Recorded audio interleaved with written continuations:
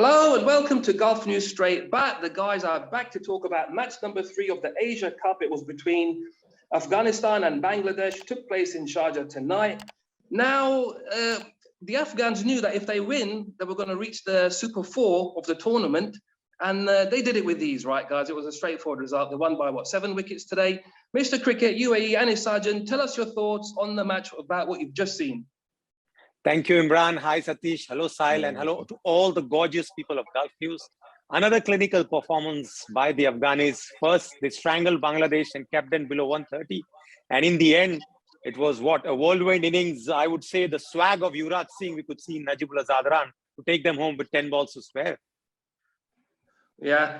Sahil, let's ask Sahil, he's new to the channel today. Bangladesh, they won the toss. They elected to bat first. And after 6 overs, they were 3 wickets down. So clearly, I think they were thinking it was the wrong decision. Do you think they should have chased the game instead and had a bowl? I mean, now we're saying that now it's easier said than done. Now we're saying that because they batted first and then they struggle in the power play. So it's easier for us to say, yeah, they should have fielded first.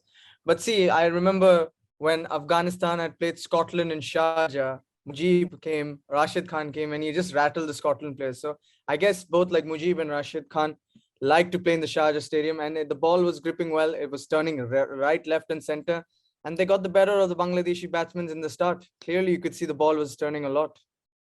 Do you think they prefer playing there in Sharjah, or do you think they play better in Dubai, Sahil? I mean, now that they're always performing well there, I think, yeah, obviously they'll prefer playing in Sharjah because the ball, it's good for them. The wicket is good for them, being Mujib, being an off spinner, Rashid being a leg spinner. So it's good for them. Obviously, they have to play in Dubai Stadium also one day. But in the end, it worked out really well for both of them. They've performed well in the past in the Sharjah Stadium, and they've done it again. Satish, let's speak to Satish. The Afghans, they saw Sri Lanka in the first match of the tournament. They were favourites to win tonight, let's be fair. We knew that they were going to win. And they did win at a canter. How impressed were you by them tonight? Afghanistan was perfect in their planning and their execution, because if you look at the previous game and this game, they have been well set and they had a plan in place. That's because of 2 reasons. One, they were here well in advance, saw the conditions, and they prepared well for the task. And that's what skipper Mohammad Nabi once in a press conference told us, that earlier they had a long break and they didn't play as a team, and they came here to play as a unit. That's one. And the second and most important thing is UAE was Afghanistan's home ground for many years. So they knew the wicket inside out, and it suits their bowlers especially, and of course the batters. So it is like playing in home ground. The only difference is Bangladesh probably played into their hands by probably not playing the right approach, taking the right approach. They should have seen off the initial overs and then gone slowly and build their innings, which they didn't do. So I think that's where they missed their trick. Anis, we all thought that Bangladesh would put up a bit of a fight. You know, we know they're a decent team. They've been struggling of late. They've had some bad results, but they were bowled out for 127. That's going to be a very hard score to defend. What went wrong for them? Or was it just a case of Rashid Khan and the rest of them were just too good for them? Well, if you watch the dismissals, what they gave to Mujib, they were all trying to slog him.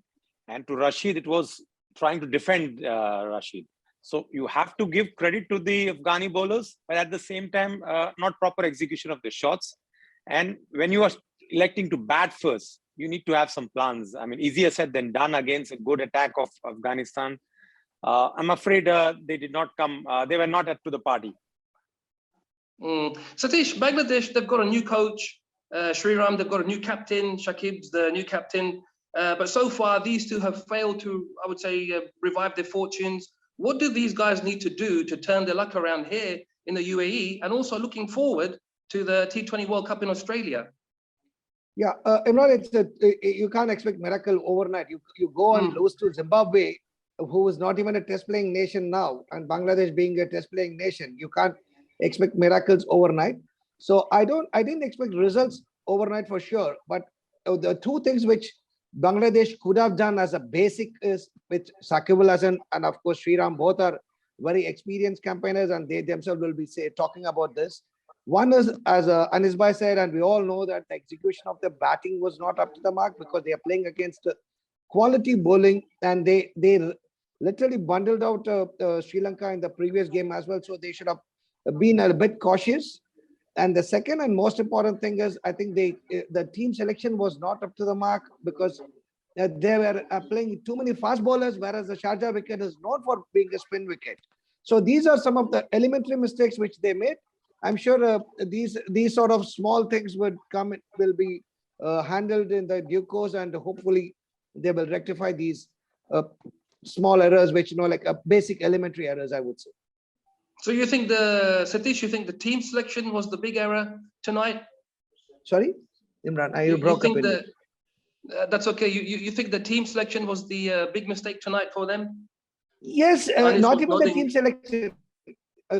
You asked me, right, Imran or Anis? Yep, Satish, you. Yeah.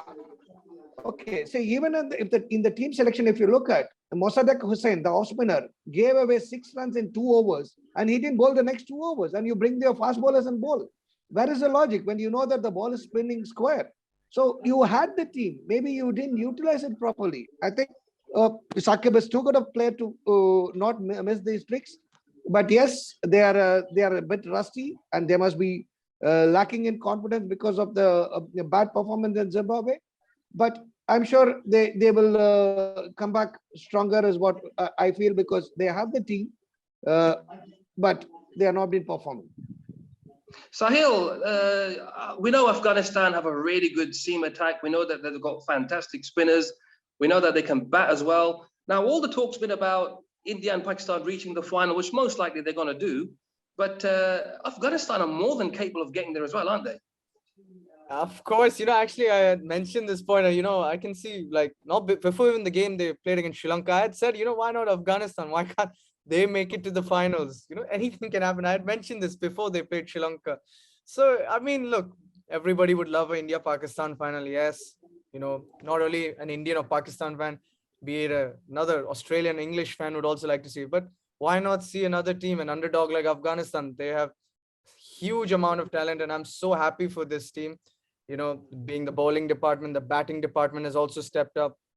Afghanistan is known for really like high-profile spinners like Mujib and Rashid. Now their fast bowlers have stepped up like Fazal Farooqi.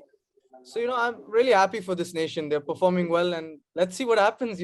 I hope they come in a final. It'll be fun. Sahil, also, you predicted that the 2 Z runs will be the match winners tonight. And both of them were. One of them got 42. The other one got, 43, I think.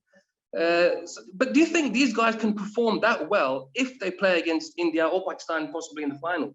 I mean, look, they were playing against Bangladesh. That's not the hardest team to play against. Of course, why not? Of course they can perform. I remember Najibullah's innings against New Zealand in the World Cup, which happened recently in 2021. He was outstanding against the high-profile bowlers like Bolt, Saudi. He's a fantastic player, and I had predicted before, he will win the game for Afghanistan. He did. Why not? Of course, he can perform well against Pakistan, India. These guys are good batsmen, and let's see what happens now. They both Zadrans played well. Credit to them, really. Anis, the Afghan openers, they started their innings quite slowly. They took some time to get going, and then they lost Gurbaz. He was stumped. There was a small chance there for Bangladesh to get back into the game. What should they have done to keep the pressure on? Before I answer that, I should say to my son on air that he should stop now following football and start predicting on cricket, because his predictions are more or less better than all of us. By the way, you mentioned about Gurbaz, this was not that Dubai wicket where he could go after, and Shakib is a smart, wily fox. He just foxed him.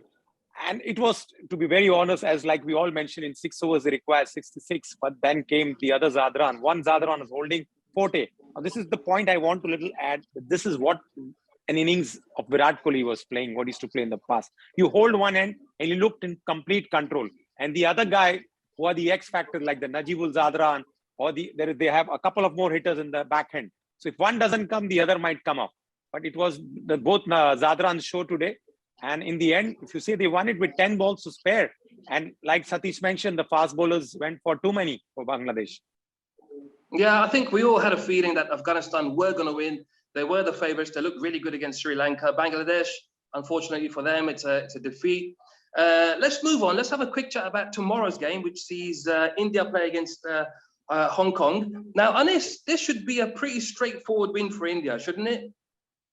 I would never say that in a T20 format. You know what? Earlier there was that biasness towards India, that no, India is going to walk through. And I remember at the same ground in Dubai, Hong Kong were very handful in a 50-over game. So in a T20, anything can happen. Yes, India definitely 70-80% favorites, but one man can take the game away, and India has to safeguard against them. And especially if they're batting first, they put up a low score. Chasing 160, 150 wouldn't be difficult. But having said that, India go into the game as favorites. Now, Sahil, same question to you. Do you think Hong Kong have any chance at all now? But before you answer that one, didn't little Brentford thrash Man United 4-0 recently? meaning there's always a chance, right, for the small team. Yes, there is always a chance, but this is cricket we're talking about. Oh, So we didn't know that. completely different. But if you're asking, I mean, look, it's a T20 game, one guy, if you score 150, it's not tough to chase down. And they're playing in Dubai. Yes, the Dubai wicket was tough when India-Pakistan played, but obviously India should win. 99% India should win. I'll give that 1% to Hong Kong, but it's a good thing that Hong Kong are getting another experience to play against India. So they should just enjoy it, right? Hong Kong should just enjoy that experience playing with these high-profile players. Okay, and lastly to Satish.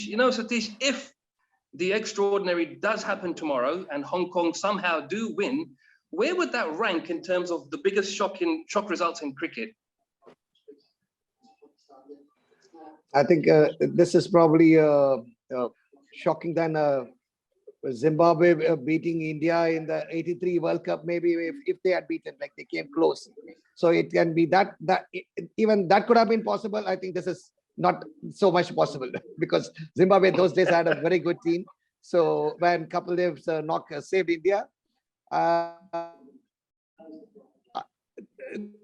literally looking at miracle, but don't count Hong Kong out because they came through the qualifiers and they have beaten some good teams like UAE and Kuwait and Singapore. So they are good and confident. I'm not underestimating them, but there is a good gap between the associate nation and the test playing nation.